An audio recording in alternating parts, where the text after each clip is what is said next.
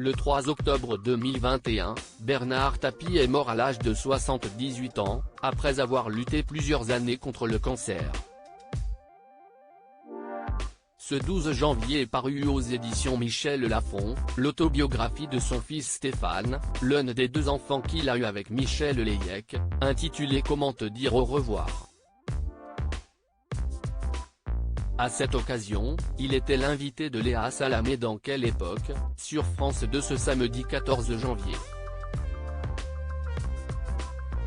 Dans les pages de cet ouvrage, il partage son regard sur le parcours hors norme de son célèbre paternel. Sur le plateau du talk-show, le fils de l'inoubliable magnat est revenu sur les difficultés financières actuelles rencontrées par l'épouse de Bernard Tapie, sa veuve Dominique, qui vit avec 800 € par mois, mais aussi sur les derniers mois de son père. L'occasion de rappeler que quasiment jusqu'au bout, Bernard Tapie a pensé pouvoir vaincre ce cancer. Jusque juillet, 2 mois avant sa mort, Bernard Tapie est resté persuadé de sa guérison, selon lui.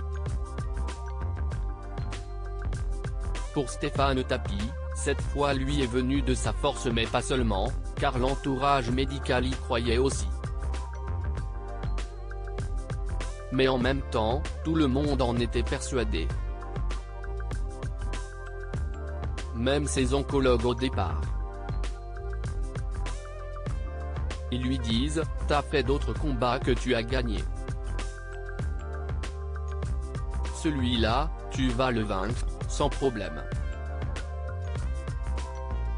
Et tout le monde lui a raconté ça. Lui aussi a commencé à y croire. Il l'appelait, il l'insultait le cancer. Il faisait du tapis avec son cancer, a-t-il fait savoir. Du grand Tapie. Un vrai soutien pour la veuve Dominique. Son fils Stéphane Tapie n'a de cesse de lui rendre hommage. Il se refuse encore aujourd'hui à faire le deuil de son père, et admet avoir eu du mal dans les premiers temps avec son statut d'orphelin, lui qui a perdu sa mère il y a 23 ans. Quant à sa veuve, il n'a que confirmé la situation compliquée dans laquelle elle s'est retrouvée après le décès de l'homme d'affaires. Bernard Tapie a eu 4 enfants au total.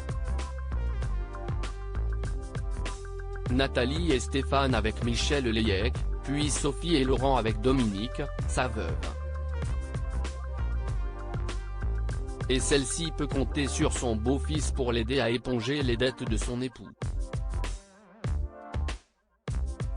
Elle a mérité le droit à la paix et à la tranquillité, intellectuelle et financière.